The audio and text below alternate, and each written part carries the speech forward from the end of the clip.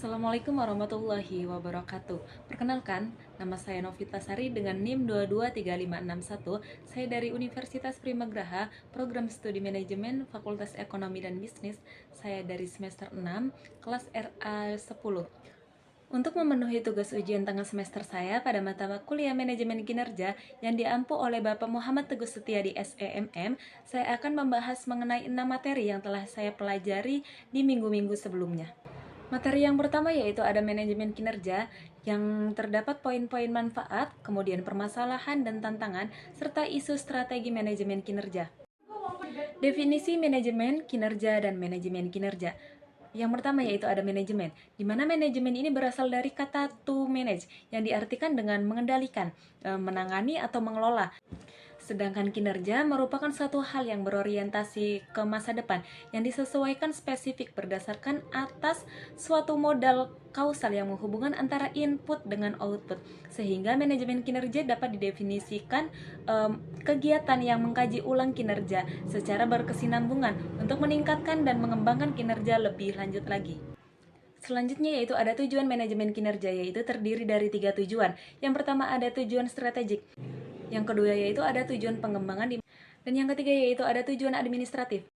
Manfaat manajemen kinerja yaitu terdiri dari 2 manfaat. Yang pertama ada bagi organisasi, kemudian yang kedua yaitu bagi manajer. Yang pertama bagi organisasi. Manfaat manajer kinerja bagi organisasi menyesuaikan tujuan organisasi dengan tujuan tim dan individu, memperbaiki kinerja, memotivasi pekerja, meningkatkan komitmen, mendukung nilai-nilai inti, memperbaiki proses pelatihan dan pengembangan, meningkatkan dasar keterampilan, mengusahakan perbaikan dan pengembangan berkelanjutan, serta mengusahakan basis perencanaan karir, kemudian membantu menahan pekerja terampil agar tidak pindah dari suatu perusahaan tersebut, kemudian mendukung inisiatif kualitas total dia pelayanan pelanggan, mendukung program perubahan budaya. Sedangkan bagi manajer, manajemen kinerja ini mengupayakan klarifikasi kinerja dan harapan perilaku, kemudian menawarkan peluang menggunakan waktu secara berkualitas, memperbaiki kinerja tim dan individu, mengusahakan penghargaan non-finansial kepada staf, membantu karyawan yang rendah kinerjanya, serta digunakan untuk pengembangan individu, mendukung kepemimpinan, terus proses motivasi dan pengembangan tim, serta mengusahakan kerangka kerja untuk meninjau ulang kinerja dan tingkat kompensasinya. Permasalahan dan tantangan manajemen kinerja di sektor aparatur. Yang pertama ada permasalahan, di mana permasalahan yang sering terjadi di sektor aparatur yaitu yang pertama ada kurangnya keterkaitan antara kinerja individu dengan tujuan organisasi. Yang kedua ada sistem pelatihan dan pengembangan aparatur belum juga optimal. Yang selanjutnya ada kekurangan insentif untuk mendorong peningkatan kinerja, kemudian ada penempatan sumber daya manusia juga belum sesuai kompetensi dan beban kerja. Dan yang terakhir yaitu ada proses perencanaan, kemudian pemantauan dan evaluasi belum berjalan secara efektif. Selanjutnya ada tantangan. Yang pertama yaitu ada reformasi birokrasi dan peningkatan kapasitas kelembagaan publik. Yang kedua ada peningkatan profesionalisme dan kualitas ASN. Kemudian ada transformasi digital dan pemanfaatan e-government. Kemudian transparansi dan akuntabilitas dalam penyelenggaraan pemerintah. Yang terakhir yaitu ada penyesuaian sistem dengan kebutuhan organisasi dan pegawai secara berkelanjutan. Kemudian ada isu-isu terkait dengan sistem manajemen kinerja, yaitu terdiri dari 8 isu. Yang pertama yaitu ada reformasi, kemudian yang kedua pengukuran kerja versus strategi, yang ketiga ada agenda sosial, yang keempat ada aset tak berwujud. Selanjutnya ada kekuatan dan kelemahan teknologi informasi, kemudian krisis dalam pengukuran kinerja, selanjutnya ada penyebab krisis pengukuran, dan yang terakhir yaitu ada biaya pengukuran kinerja.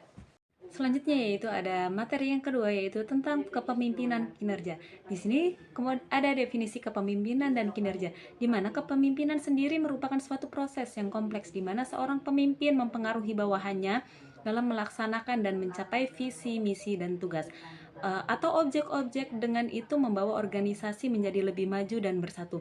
Kemudian ada pengertian kinerja. Kinerja sendiri merupakan hasil kerja yang dicapai seseorang dalam melaksanakan tugas-tugasnya. Di sini ada sistem dan proses manajemen kinerja. Sistem manajemen kinerja merupakan kerangka kerja yang digunakan oleh organisasi untuk mengelola, kemudian mengukur dan meningkatkan kinerja individu, kemudian tim dan departemen sesuai dengan tujuan yang ditetapkan.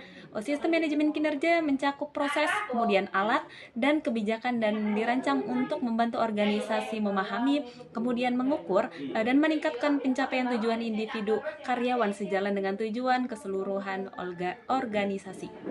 Selanjutnya ada tujuan manajemen kinerja.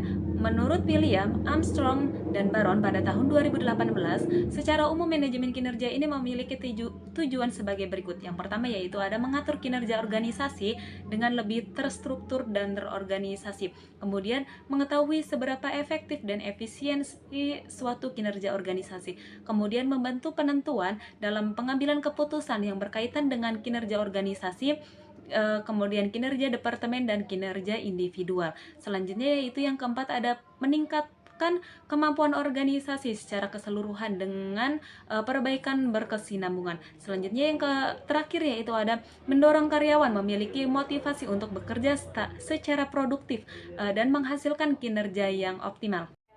Dimensi kinerja yang pertama yaitu ada quantity of work, di mana quantity of work ini merupakan jumlah yang dilakukan dalam suatu periode waktu yang ditentukan. Yang kedua ada quality of work, adalah kualitas kerja yang dicapai berdasarkan syarat-syarat kesesuaian dan kesiapannya. Yang keempat ada creativeness, merupakan keahlian gagasan-gagasan yang muncul dan tindakan-tindakan untuk menyelesaikan persoalan-persoalan yang timbul. Selanjutnya ada cooperation, di mana cooperation ini merupakan kesediaan untuk bekerja sama dengan orang lain, yaitu biasanya dengan sesama anggota organisasi. Selanjutnya ada dependability, di mana dependability ini merupakan kesadaran dan dapat dipercaya dalam kehadiran penyelesaian pekerjaan. Inisiatif, di mana inisiatif ini merupakan semangat untuk melakukan tugas-tugas baru dan memperbesar tanggung jawab. Yang terakhir yaitu ada personal qualities yang menyangkut kepribadian, kemudian kepemimpinan, keramah tamahan, dan integrasi kepribadian. Strategi konsep kepemimpinan kinerja, yaitu ada strategi manajemen kinerja. Strategi merujuk pada metode yang digunakan untuk mencapai tujuan jangka panjang. Strategi dapat dibagi menjadi 3 jenis, yaitu yang pertama ada strategi generik, yaitu generic strategy. Kemudian ada strategi utama yang sering disebut dengan grand strategy. Kemudian ada strategi fungsional. Materi yang keempat yaitu ada pendekatan sistem pada kepemimpinan kinerja, di mana pendekatan sistem pada dalam manajemen itu terdiri dari 4. Yang pertama yaitu ada organisasi. Organisasi ini dipandang sebagai sistem terbuka yang menerima input dari lingkungan dan menghasilkan output. Yang kedua ada sistem terdiri dari beberapa subsistem yang saling berkaitan, yaitu pertama ada sumber daya manusia, kemudian keuangan, produksi, pemasaran, dan lain-lain.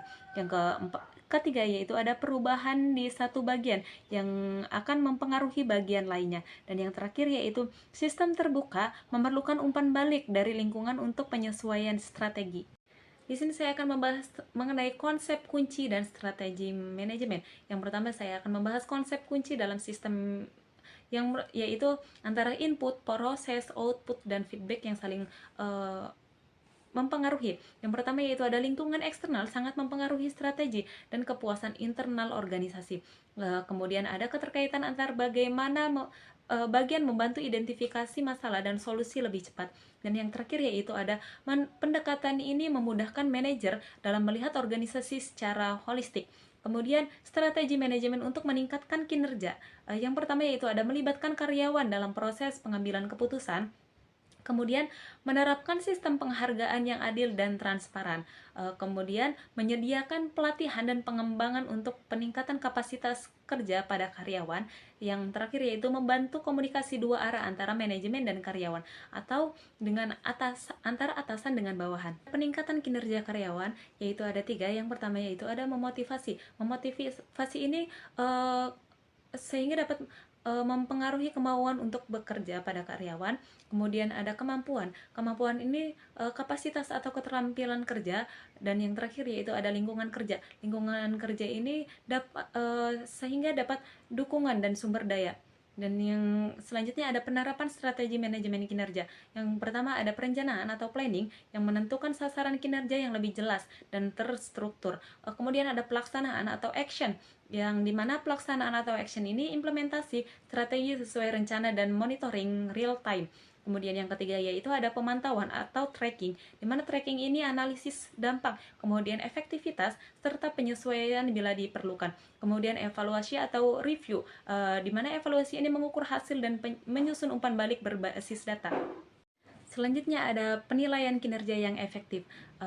Yang pertama ada relevansi. Relevansi ini merupakan penilaian terkait langsung dengan sasaran organisasi. Selanjutnya ada sensitivitas, di mana sensitivitas ini merupakan mampu membedakan kinerja efektif dan tidak efektif. Kemudian ada reliabilitas. Reliabilitas ini sistem konsistensi hasil penilaian. Dan yang selanjutnya ada akseptabilitas. Akseptabilitas ini merupakan dapat diterima oleh semua pihak. Dan yang terakhir yaitu ada praktikalitas. Praktikalitas ini merupakan mudah dilaksanakan dan dimengerti. Materi yang keempat yaitu ada strategic planning dan manajemen. Perencanaan strategik dan manajemen strategik. Perencanaan strategik dan manajemen strategik ini merupakan dua pilar utama yang mendukung kesuksesan organisasi dalam menghadapi tantangan di dunia bisnis yang semakin kompleks dan kompetitif. Kemajuan teknologi, perubahan regulasi, dinamika pasar, serta pergeseran pola konsumsi menjadi faktor-faktor yang terus mempengaruhi bagaimana organisasi merancang strategi mereka untuk mencapai tujuan jangka panjang. Model perencanaan strategi yaitu terdiri dari 8 model. Yang pertama ada penyelarasan, kemudian kartu skors berimbang, model dasar, strategi lautan biru, analisis PES, kemudian ada Honshin Country, kemudian 5 kekuatan Porter, dan yang terakhir yaitu ada berdasarkan masalah atau tujuan. Alat perencanaan strategi yaitu terdiri dari 6 alat. Yang pertama ada peta strategis, kemudian matriks SWOT, kerangka kerja Frio, matriks GE, matriks Ansoff, dan yang terakhir yaitu rencana strategis. Manajemen strategi yang tepat. Manajemen strategi yang tepat itu memiliki kantor manajemen strategi atau SMOT dapat meningkatkan peluang keberhasilan. SMOT ini sendiri merupakan tim yang bertanggung jawab untuk mengelola strategi korporat organisasi. Ada 9 langkah utama manajemen strategi dan pembagiannya. Yang pertama yaitu ada manajemen scorecard, kemudian penyelarasan organisasi, tinjauan strategi, perencanaan strategi, komunikasi strategi, manajemen inisiatif, perencanaan anggaran, penyelarasan tenaga kerja, yang terakhir yaitu ada berbagai praktik terbaik. Kemudian ada Whitaker Model of Strategic Management, yaitu ada visi dan misi organisasi. Yang pertama yaitu ada misi organisasi, di mana misi organisasi ini merupakan rangkaian utama yang harus dilakukan organisasi untuk mencapai visinya. Selanjutnya ada visi organisasi, di mana visi organisasi ini merupakan rangkaian kalimat yang menyatakan cita-cita atau impian sebuah organisasi atau perusahaan yang ingin dicapai di masa depan. Analisis lingkungan internal dan eksternal, yaitu yang pertama ada lingkungan internal, di mana teori analisis lingkungan internal berfokus pada evaluasi faktor-faktor internal yang mempengaruhi kinerja dan kemampuan organisasi dalam mencapai tujuan strateginya. Selanjutnya yaitu ada lingkungan eksternal. Lingkungan eksternal ini merupakan analisis lingkungan eksternal dalam manajemen strategi yang berfokus pada pemahaman faktor-faktor luar yang dapat mempengaruhi operasi dan keputusan perusahaan. Selanjutnya yaitu ada analisis SWOT. Analisis SWOT ini analisis pemasaran yang dilakukan dengan cara mengevaluasi kekuatan atau strength, kemudian kelemahan atau weakness, kemudian peluang atau opportunity, dan 23 ancaman atau threats. Materi yang kelima yaitu ada teknik pengukuran kinerja. Di sini ada mendesain teknik pengukuran kinerja. Pendekatan dalam mendesain teknik pengukuran kinerja ini harus mempertimbangkan berbagai aspek, mulai dari strategi organisasi, kemudian karakter industri, hingga budaya kerja yang berlaku. Dalam konteks ini, desain pengukuran kinerja harus bermula dari pemahaman mendalam terhadap tujuan strategi organisasi. Aspek penting lainnya dalam mendesain teknik pengukuran kinerja adalah keseimbangan antara indikator kuantitatif dan kualitatif. Teknik tindakan lanjut dalam pengukuran kinerja. Teknik tindak lanjut dalam pengukuran kinerja merupakan menganalisis hasil evaluasi untuk menentukan perbaikan dan prioritaskan tindakan.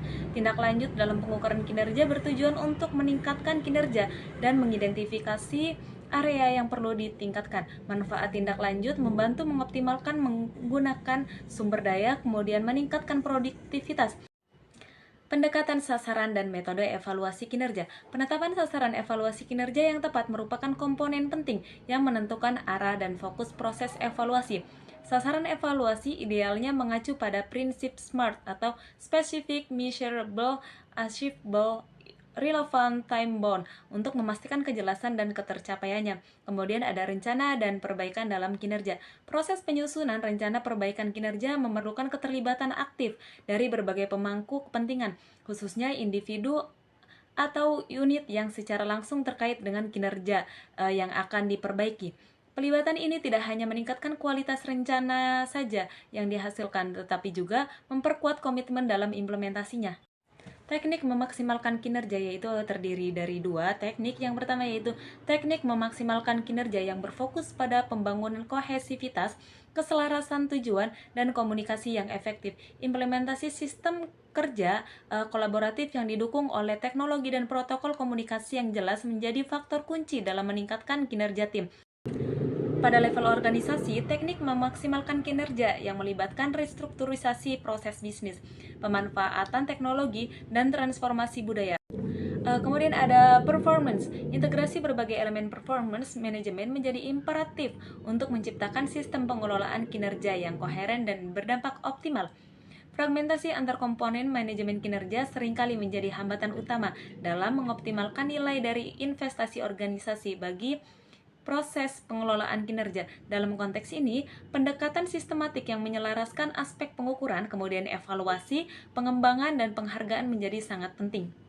Selanjutnya yaitu ada materi yang keenam, yaitu mengenai teknik, strategi, dan analisis kebutuhan kompetensi manajemen kinerja. Teknik dan strategi terdapat dari 3 teknik. Yang pertama yaitu ada observasi langsung, di mana observasi ini membantu melihat kinerja karyawan secara langsung untuk mengidentifikasi kekuatan, kemudian kelemahan, dan area yang perlu ditingkatkan lagi.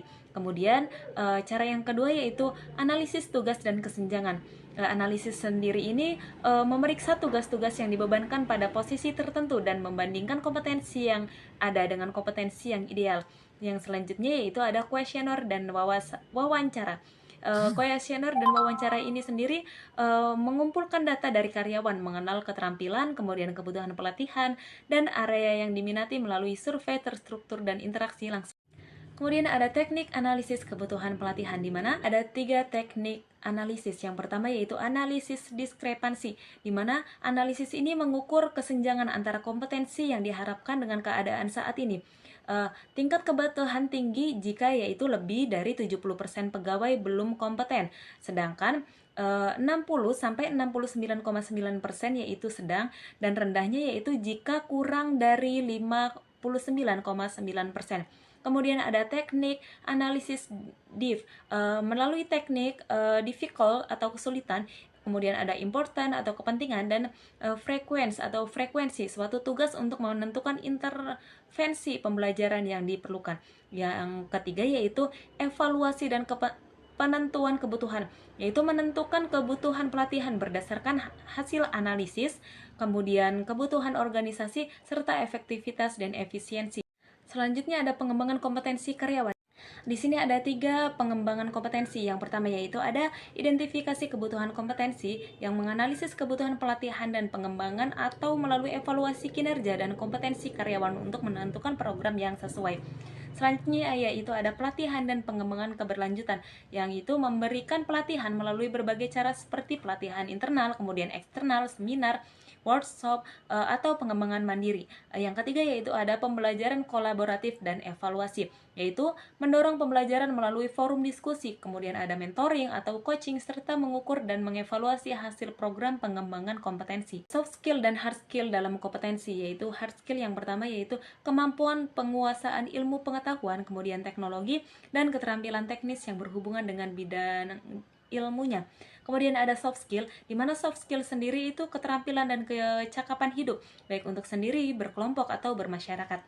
Pembagian dan pengembangan soft skill. Yang pertama yaitu ada intrapersonal skill, di mana skill ini keterampilan dalam mengatur diri sendiri, yaitu mencakup kejujuran, kemudian tanggung jawab, toleransi, menghargai orang lain, dan kemampuan mengambil keputusan.